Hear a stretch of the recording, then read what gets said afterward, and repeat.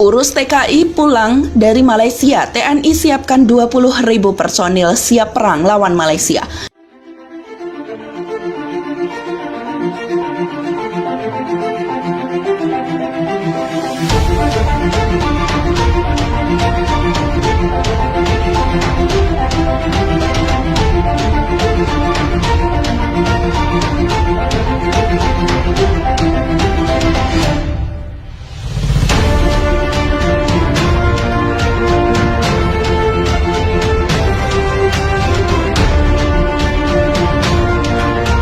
Pemerintah sedang mempersiapkan penjemputan buruh migran dari negeri jiran Malaysia ke Indonesia yang kabarnya akan berlangsung dalam waktu dekat. Pemerintah akan kerahkan TNI besar-besaran untuk antisipasi apabila ada serangan dari pihak Malaysia. Saat ini disampaikan bahwa banyak buruh migran dari Malaysia akan kembali ke Indonesia. Sudah dikoordinir untuk pelaksanaan pemulangan.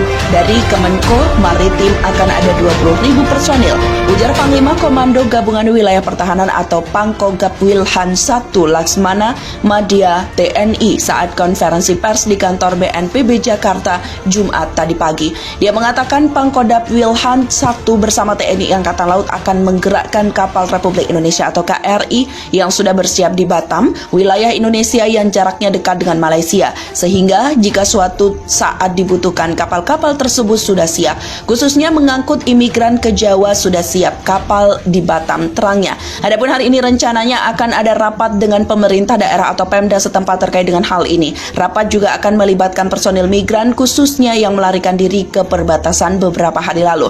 Lokasinya juga terbilang jauh dari pemukiman penduduk. Adapun dari Batam memakan waktu sekitar 30 menit via darat. Adapun peruntukannya, RS ini akan digunakan untuk merawat pasien yang sakit ringan hingga sedang, selain memang untuk buruh migran dari Malaysia.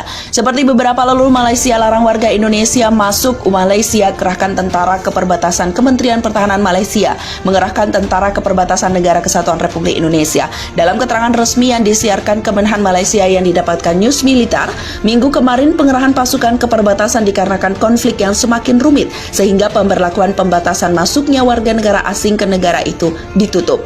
Menurut Kemenhan Malaysia, tak ada seorang pun warga asing khususnya dari Indonesia, India, dan Filipina yang juga diberlakukan hal yang sama, tidak boleh memasuki negeri jiran mulai terhitung sejak Senin kemarin. Tidak disebutkan berapa jumlah tentara yang dikerahkan mengamankan perbatasan negara dengan Indonesia. Penjagaan perbatasan itu masuk dalam operasi khusus pematuhan yang sudah mulai dilangsungkan sejak Senin kemarin. Dalam operasi khusus pematuhan ini, Kemenhan mengerahkan lebih dari 4.000-an pasukan tentara nasional Malaysia beserta ratusan alutsista. Pada hari pertama operasi digelar saja, satuan tugas itu telah melakukan pemeriksaan terhadap 63.000 warga.